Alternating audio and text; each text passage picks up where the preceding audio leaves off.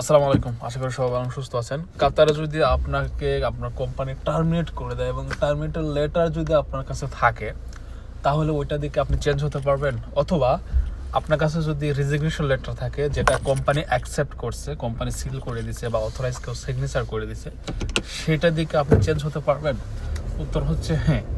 আপনার কাছে যদি টার্মিনেশন লেটার থাকে অথবা আপনার কাছে যদি অ্যাকসেপ্টেড রেজিগনেশন লেটার থাকে, কোম্পানির থাকে, তাহলে অবশ্যই আপনি ওইটা দিয়ে কিন্তু সহজে চেঞ্জ হতে পারবেন।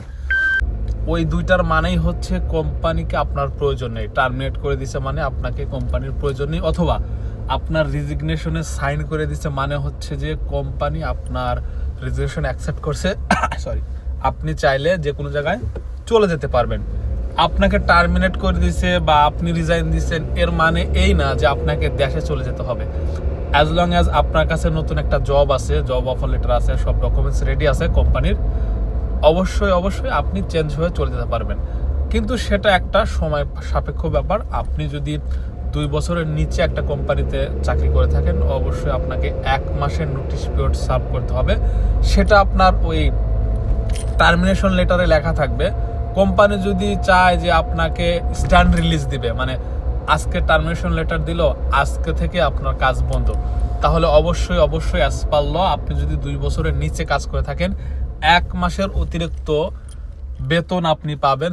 আর যদি আপনি 2 বছরের বেশি কাজ করে থাকেন, তাহলে ওই কোম্পানি আপনাকে 2 মাসের এক্সট্রা বেতন দিতে বাধ্য থাকবে। যদি আপনাকে টার্মিনেট করেও থাকে, যদি আপনাকে আজ টার্মিনেট করে কালকে ডেট লিখে দিতে, কাল থেকে আর কাজ করা লাগবে না। এটা হচ্ছে টার্মিনেশনের ক্ষেত্রে। এখন আসি রেজিগনেশনের ক্ষেত্রে। আপনি যদি একটা কোম্পানির থেকে রিজাইন দেন, অ্যাজ পার ল অবশ্যই আপনাকে নোটিশ পিরিয়ড পর্যন্ত সার্ভ করতে হবে।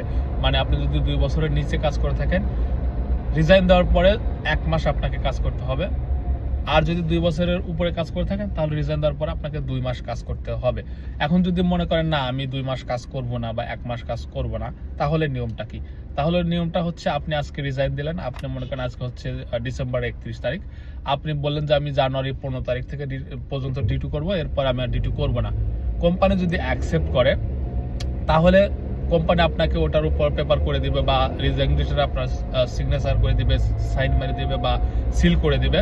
কিন্তু কোম্পানি আপনি যে 15 দিন কাজ করলেন মাত্র, আপনার কাজ করা উচিত ছিল 1 মাস বা 2 মাস আপনার জব এমপ্লয়মেন্টের ডিউরেশন অনুযায়ী।